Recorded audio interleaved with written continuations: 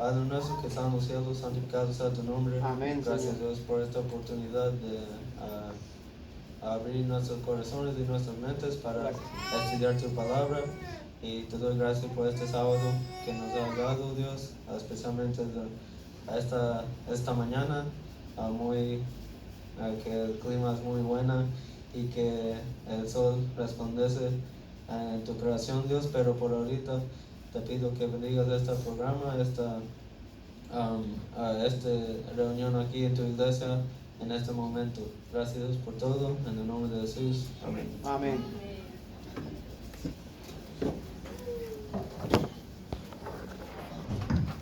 Buenos días a todos. Buenos días. Feliz sábado. Amén. A mí me tocó la lectura bíblica, si se podrían poner aquí y buscar en el libro de segunda de Timoteo, capítulo 3, 16 al 17.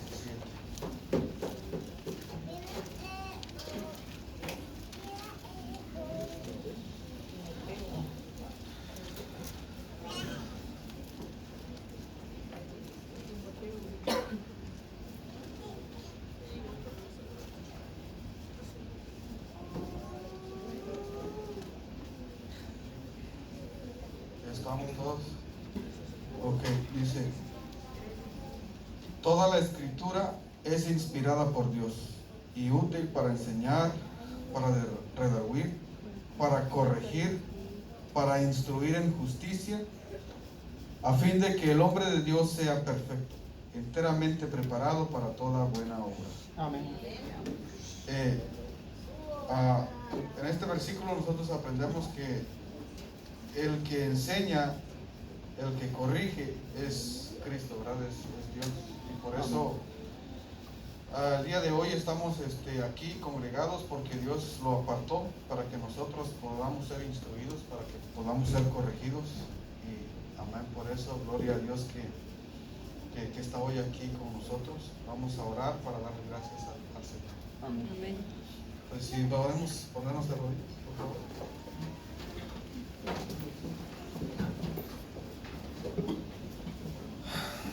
Padre nuestro que moras en las alturas, Señor, estamos aquí obedeciendo a tu mandato, Señor, de congregarnos en este día. No hay ninguno perfecto, Padre, perdónanos. Estamos acercándonos a ese trono de la gracia. Y escucha mi oración, Padre, porque nadie, absolutamente nadie, puede salvarnos por sí mismos, Padre. El sacrificio de tu Hijo, por ese pacto, por esa agregación que le hiciste de la gracia, perdona nuestros pecados. Amén, Padre. Perdóname a mí, Padre, perdona si he ofendido a alguno de los hermanos aquí presentes. Perdona los pecados entre ellos. Siempre nosotros como humanos miramos los efectos de cada uno de nosotros, pero tú eres ese maestro. Nadie de aquí es el maestro, solo tú eres el maestro, Señor. Guíanos, Padre, queremos estar en ese río, en la santa ciudad, en la nueva tierra que tú tienes. Amén. Guíanos, Padre, por favor. Te imploro que derrames tu misericordia y dirige las mentes, que construyan cada día, que le pongan una piedrita a esa ciudad, a esa ciudad celestial donde el pueblo de Dios está trabajando para poder llegar ahí. Te pido por favor, Padre, que escuches mi oración. Quizá no sea la correcta, no son palabras planeadas, son palabras que salen de mi corazón, implorando, pidiendo tu justicia, pidiendo tu misericordia. Constrúyenos, Padre. Todo esto te lo pido en el nombre del Padre, del Hijo y del Espíritu Santo. Amén. Amén.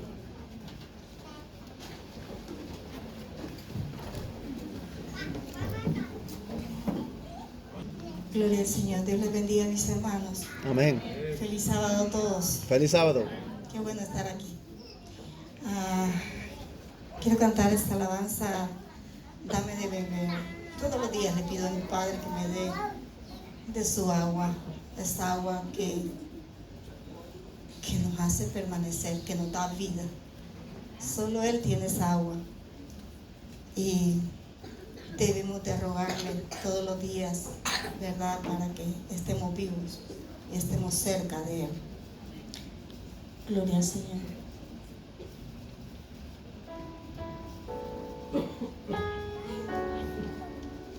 Gloria a Dios.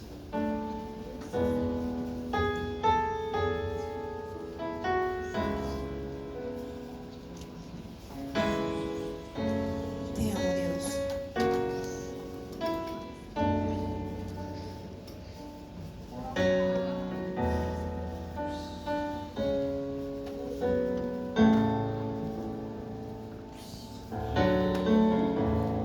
Quiero estar en tu presencia y poderte contemplar. Necesito estar contigo. Necesito adorar. Quiero estar en tu presencia y poderte contemplar. Necesito estar contigo. Yo necesito adorar.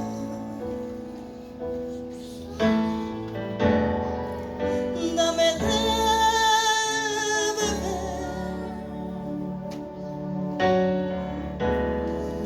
de tu manantial.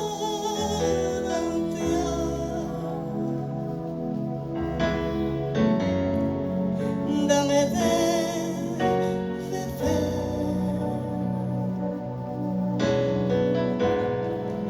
Necesito más. Dame de beber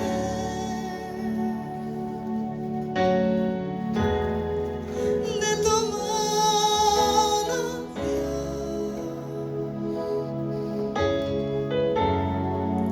Dame de beber.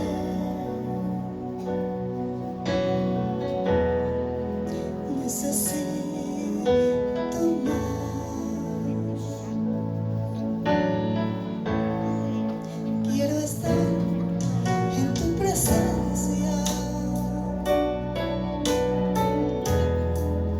y poderte contemplar.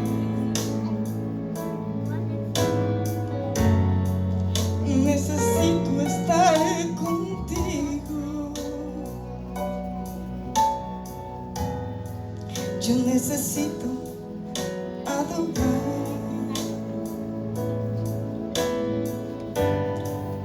Dame de beber. Dame de beber de tu manantial.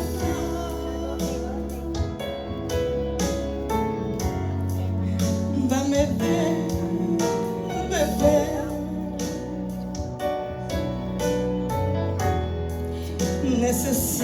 Necesito más. Dame de beber de tu manantial.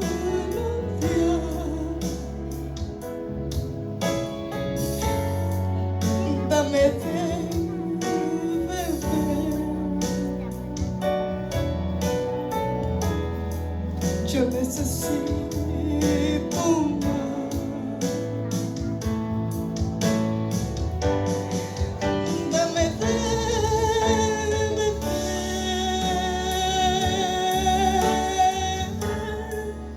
de tu manantial.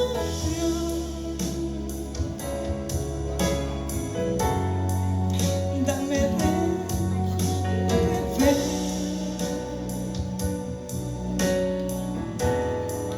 Yo necesito más. Dame de beber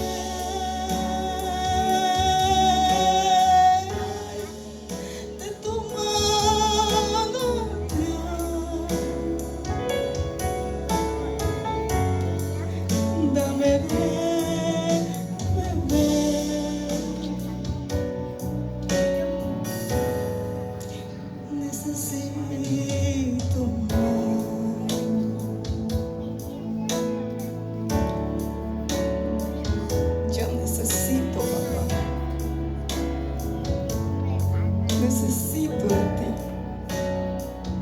Necesito adorarte.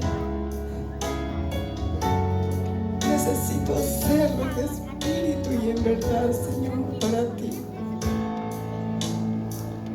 Ayúdame, mi Dios. Te amo. Amén.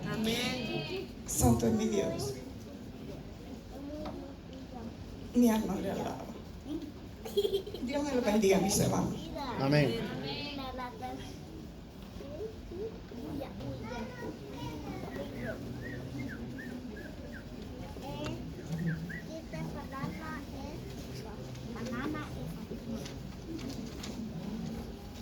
Hola hermanos, feliz sábado. Feliz sábado. La verdad les quiero de antemano pedirles una disculpa porque estoy un poquito cansado porque mi familia fue de vacaciones a Gatlinburg durante la semana y la verdad no dormimos mucho, puro festejar. No es cierto. No. Pero me dormí tarde y me desvelaba. Me recuerdo ayer nos regresamos y estuve de copiloto y estuve manejando Carlos y mis ojos estaban como que quería dormir pero no pude porque uno tiene que estar de vigilia, ¿no? Pero la verdad estoy un poquito cansado,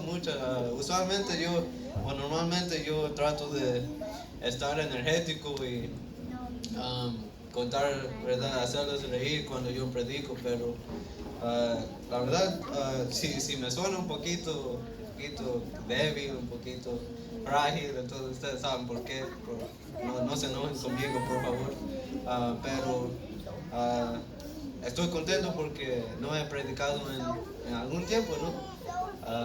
Pero ahorita, en este sábado, tengo la oportunidad para abrir la Biblia y hablar con ustedes y tener una conversación con ustedes, y no solamente ustedes, sino también Dios, porque en este momento vamos a abrir la Biblia y vamos a aprender un poquito más, no solamente de la Biblia, sino también de la historia, y nada más les pido que ustedes puedan aprender algo y que abran sus corazones y sus mentes para poder aprender más de Dios, ¿verdad?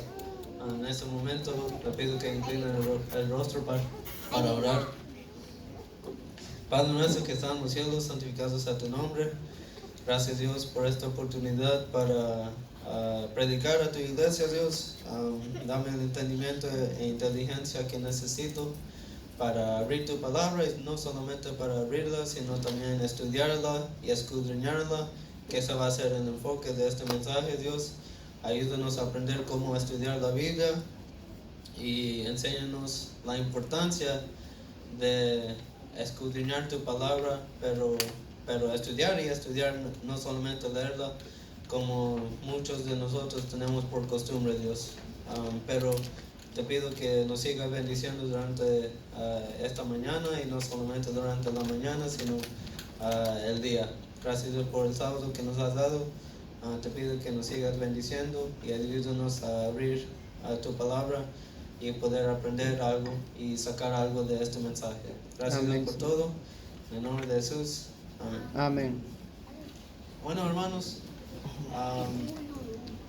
muchas veces, aquí quiero empezar a decir que muchas veces cuando nosotros miramos algo, pensamos, alguien tuvo que hacer esa cosa, ¿no? ¿Verdad? Como por ejemplo esta cosa, alguien lo tuvo que hacer, ¿no? Pero no solamente tuvieron que aprender cómo hacerlo, sino ellos tuvieron que por sí mismos aprender a tener un plan o una idea de qué hacer, ¿verdad? Creo que muchas veces esto se puede aplicar no solamente a las cosas, sino a las enseñanzas, ¿no? Porque cuando nosotros vamos a la escuela, ¿quién nos enseña? El maestro, ¿verdad? Pero ¿quién enseñó al maestro? Otro maestro, ¿no? ¿Y quién enseñó a este maestro? Pues, donde voy es que alguien tuvo que ser el primero en aprender solo, ¿verdad? Sin que alguien lo pudiera ayudar, ¿no? así empezó, porque no crees que el primer maestro nada más se preguntó a otro maestro porque no había, solamente él o ella, ¿verdad? Por ejemplo, si alguien, la primera persona que construyó la silla, ¿verdad?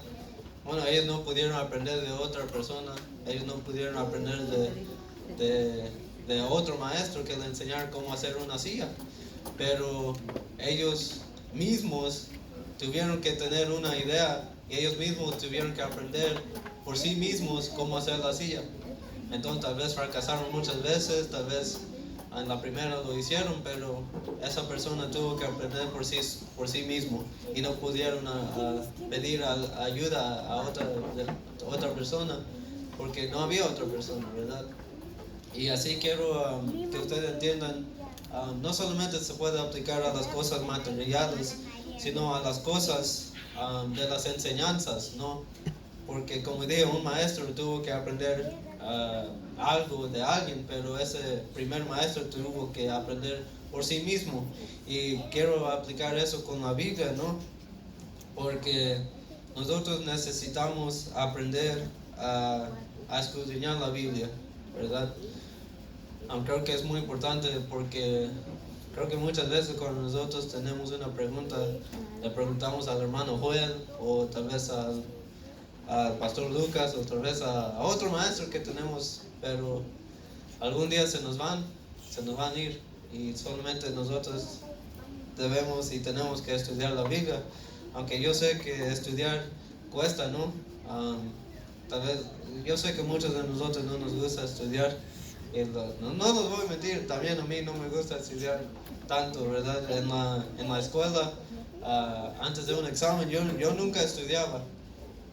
Solamente me quedaba en la mente y así lo hacía yo porque no me gustaba estudiar. No, cuesta mucho, ¿no? Mucho tiempo, mucha energía. ¿Para qué usar mi cerebro para hacer eso, no? Sino estudiar cuesta porque no solamente necesita saber, bueno, si estudiamos la Biblia, no solamente necesitamos saber lo que dice la Biblia, sino también necesitamos aprender de la historia de este mundo para poder entender lo que realmente quiere decir la Biblia. Porque cuando nosotros simplemente leemos la Biblia, nosotros no podemos tener un entendimiento comprensivo de lo que la Biblia dice. Y por eso yo traigo 2 ejemplos para ilustrar este punto.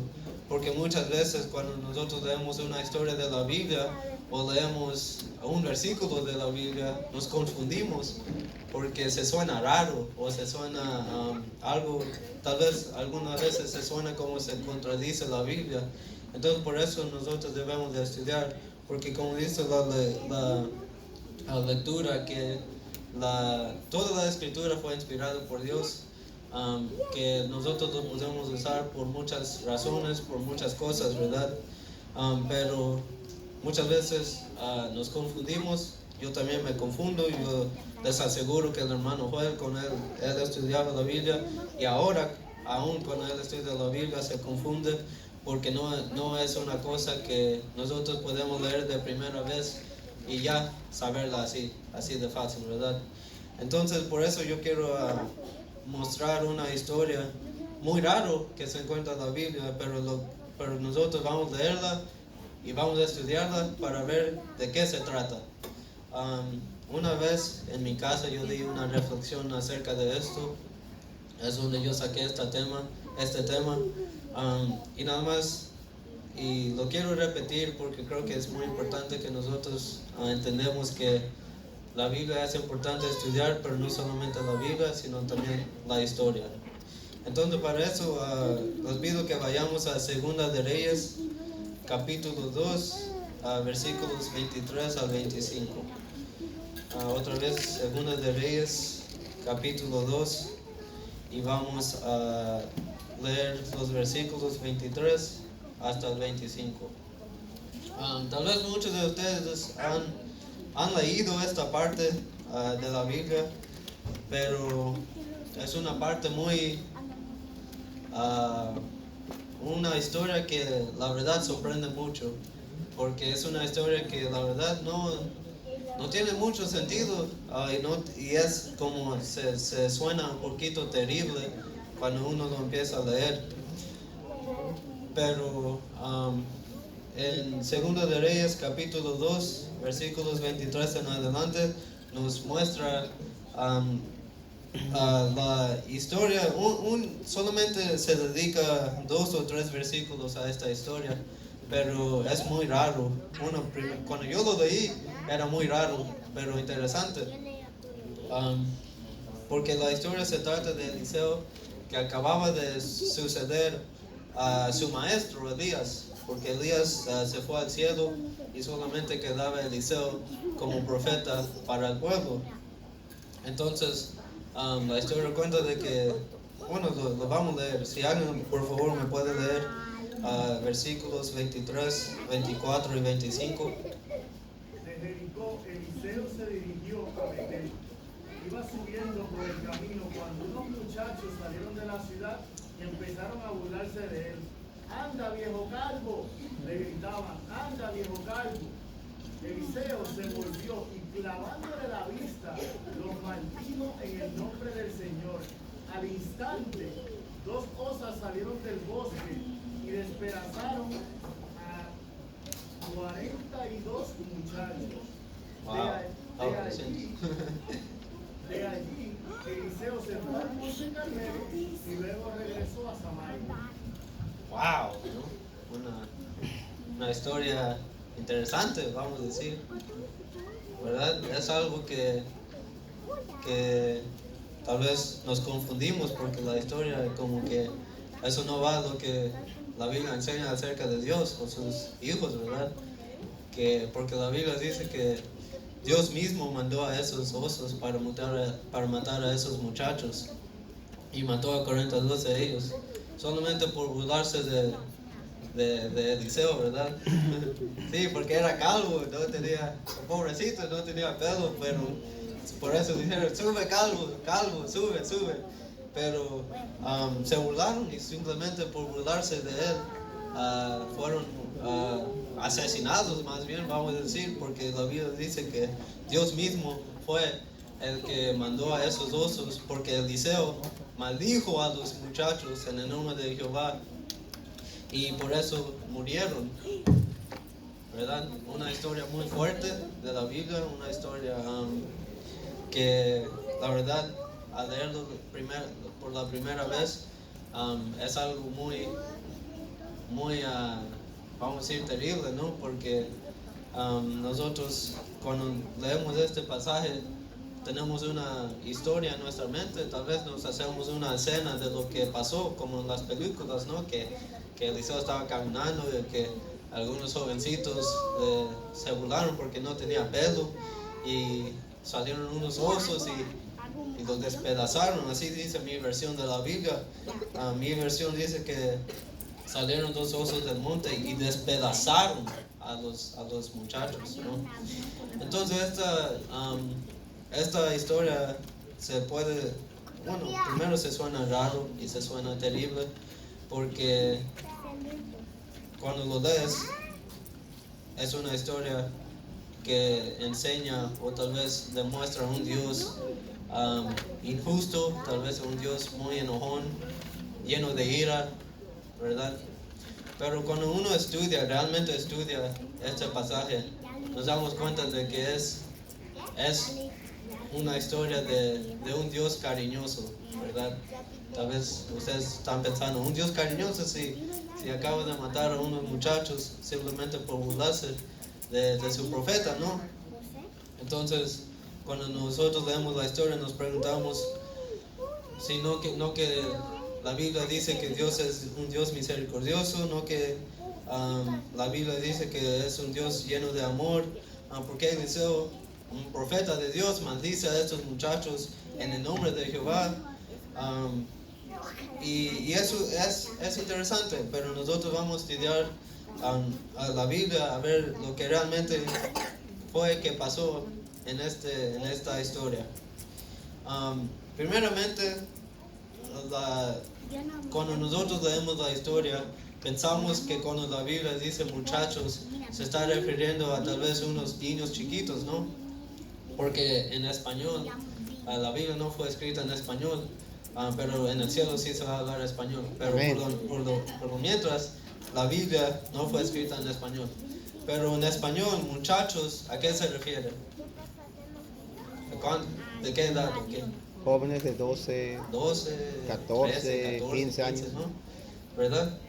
Pero cuando nosotros estudiamos el idioma que fue escrito en hebreo, nos damos cuenta de que, bueno, la palabra no es lo mismo. Muchacho no significa a un niño, ¿verdad? Sí, les voy a decir que los muchachos en esta historia no fueron muchachos, fueron adultos, hombres, porque cuando nosotros vamos a un ejemplo, ¿verdad? Si ustedes o si nosotros vamos al libro de Génesis y ahí estudiamos la historia de José, ahí nos da a José le describen como un joven, ¿verdad? Si vamos a Génesis 41, ahí estudiamos ahí, yo les voy a leer un poquito. Lo que acababa de pasar es que José estaba en la cárcel por algo que él no hizo, pero mientras él estaba en la cárcel, estaba ahí dos personas, un copero y un panadero del rey, bueno, no del rey, del faraón, porque ahí no era rey, era faraón, pero esos dos hombres tuvieron un sueño, más bien una visión acerca del futuro, ¿verdad? Entonces la Biblia dice que José pudo interpretar los sueños y así lo hizo. Entonces la historia cuenta de que el panadero murió, como José había dicho que iba a pasar, mientras el copero vivió y siguió sirviendo al rey, o al faraón. Pero entonces la Biblia dice que cuando José interpretó los sueños de